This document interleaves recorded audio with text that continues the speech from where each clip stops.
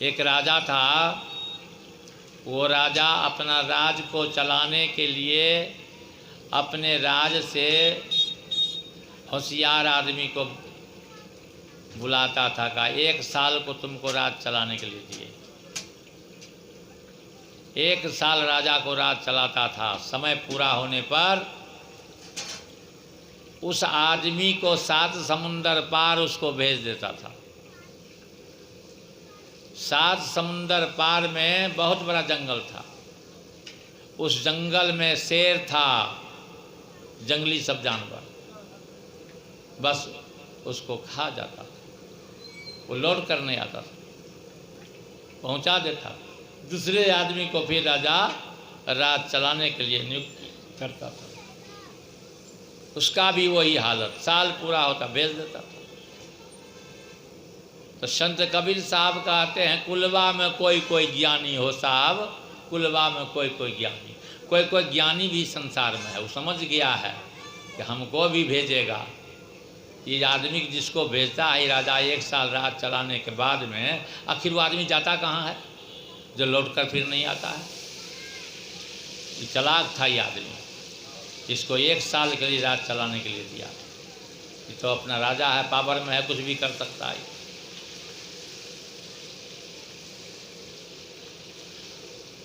राजा बना, राज चलाने में राज भी चलावे, और पता लगाने लगा कि जिस आदमी को यहाँ से राजा भेजता है कहाँ भेजता है। पता लगाया, पता लगा कि उसको नाव पर चढ़ा के 7 समुंदर उस पार में भेज देता है। तो देखें क्या होता है, हमको भी तो वहीं भेजेगा। राजा को राज चलाते हुए नाव में नाविक को बुलाया और कहा चलो हम देखें 7 समुंदर पार कहाँ भेजता है।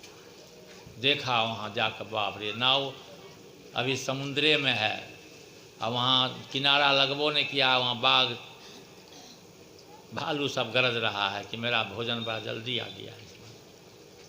कहा जी घुमाओ नाव, समझ गए हम, बहुत बड़ा जंगल है, अपना उपाय करना है।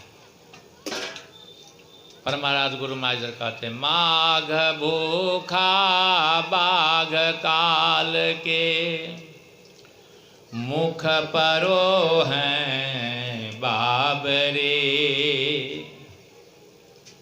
होश कर चेतो सवेरे, बचो ध्यान के दावरे।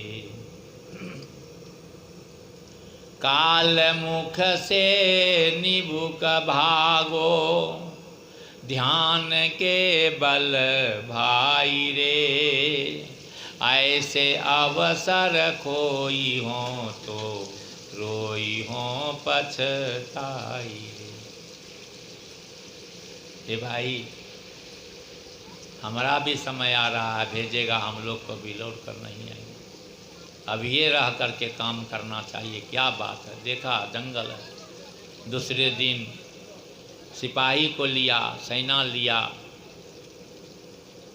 हथियार लिया, बम लिया, जंगल सफाई करने लगा, कटवाना लगा। कटवाते कटवाते हजारों हजार बीघा ज़मीन को कटवा के जंगल साफ करवाया। जो लोग को ज़मीन नहीं था सबको वहाँ ज़मीन दिया, बसा दिया। अपना भी, हमको भी तो भेजेगा, अपना भी घर द्वार महल बना लिया, कल कारखाना फैक्ट्री सब खोलवा बना दिया, कर व्यवस्था कर दिया। सारे लोग साल भर कदर में यहाँ का भी काम किया, वहाँ का काम किया। आते आते सब समय आ गया, अब तो जाना है। राजा ने नाविक को बुलाया, इस जो साल भर से जो राज करता है इसको भेजा, जहाँ भेजते हो सब। दूसरा आदमी को नियुक्ति किया, इसको बोला ये क्या हुजूर, हमको अकेले का है भेजिएगा, हमारा कुल परिवार के भेजिए। आप तरे औरों को तारे, तारे कुल परिवार। ऐसा काम किया, ऐसा कर्म किया, अपना भी तर गया और कुल परिवार को साथे लेकर चला गया। यहाँ भी राजा बना हुआ था, वहाँ भी राजा बना हुआ रहा, सारा प्रजा को पहले बसा दिया। वहाँ भी राजा बना रहा, यहाँ राजा था ही। यहाँ तो मनुष्य शरीर मिला है, ये तो सदा के लिए नहीं मिला है। और चाहते हैं कि अब फिर संसार में नहीं आवे, वहाँ भी बंद कर रहे हैं, सुख शांति में परमात्मा के दरबार में रहें। इसी के संबंध में संत कबीर साहब कहे हैं, कहाँ से हंसाया कहाँ माँ में समाएलन ये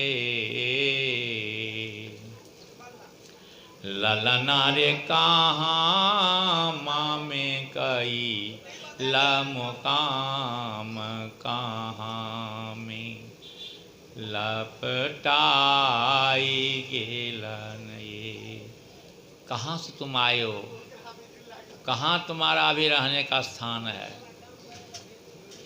और कहाँ में तुम लपट कर फंस गया जो परमात्मा का भजन नहीं किया। कहा निर्गुण से हंसाया सगुन सगुन में समाई गेलन ये शरीर सगुन रूपी इस पिंजरा में यह पक्षी समाया हुआ है। जिस दिन इस पिंजरा से निकल जाएगा ये पक्षी, उस दिन इस पिंजरा से कोई काम नहीं, नाता टूट गया। आदमी एक गया, किसी की माँ चले गई, किसी का बहन चले गया, किसी की पत्नी चले गई, किसी की नानी चले गई, किसी की दीदी चले गई। आदमी एक रिश्ता अनेक चला गया।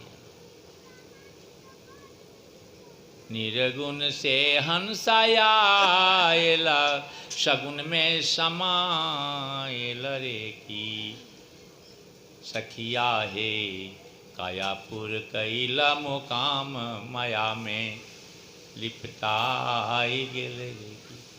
इस माया नगरी में हम लोग फंस करके उस परमात्मा के दरबार में नहीं पहुंच सकता है, उस स्थान को जहाँ न रात है, न दिन है, न पाप है, न पुण्य है, न चांद है, न सूरज है, न हवा है, न पानी है, वहाँ कुछ है ही नहीं।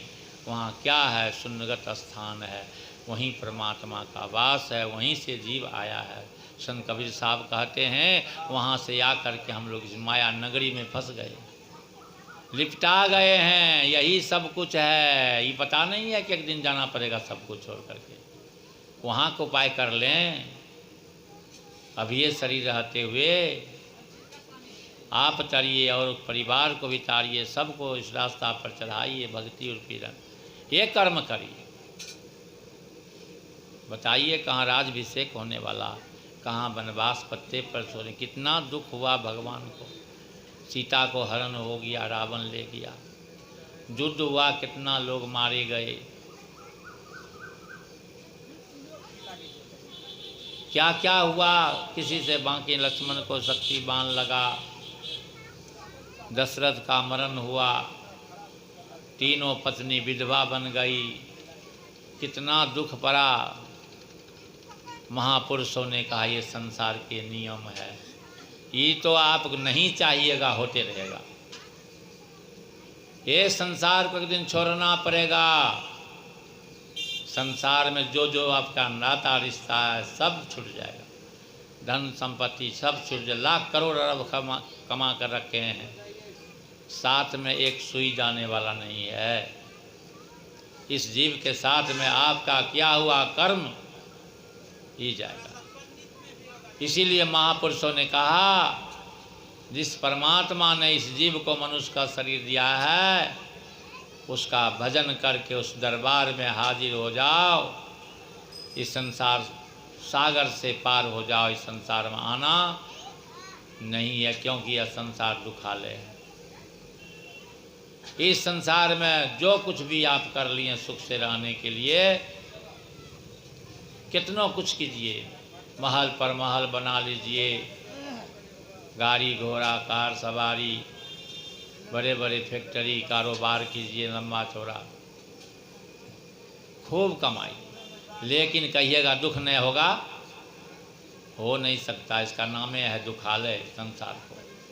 पुस्तकालय में जैसे पुस्तक का भंडार है, वहाँ पर आम लीची कटहल नहीं मिलेगा, पुस्तकालय में पुस्तक मिलेगा।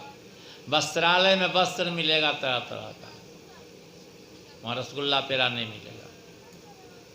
उसी तरह इस संसार में आए हैं, जन्मते जन्मते दुख, हजारों बिच्छू का डंक मारने का कष्ट होता है जन्म काल में। उसी समय जब से माँ के गर्भ से बाहर होते हैं, कबूल करते हैं आपका भजन करेंगे, परमात्मा इस कष्ट से निकालो, इस बंद कोठरी से निकालो, बहुत कष्ट है। परमात्मा का कबूल किए, करार किए हैं, कौल किए। उस समय में याद था कि हम दुख में हैं, कौल करार किए हैं, लेकिन बाहर आने पर कौल करार को भूल गए हैं,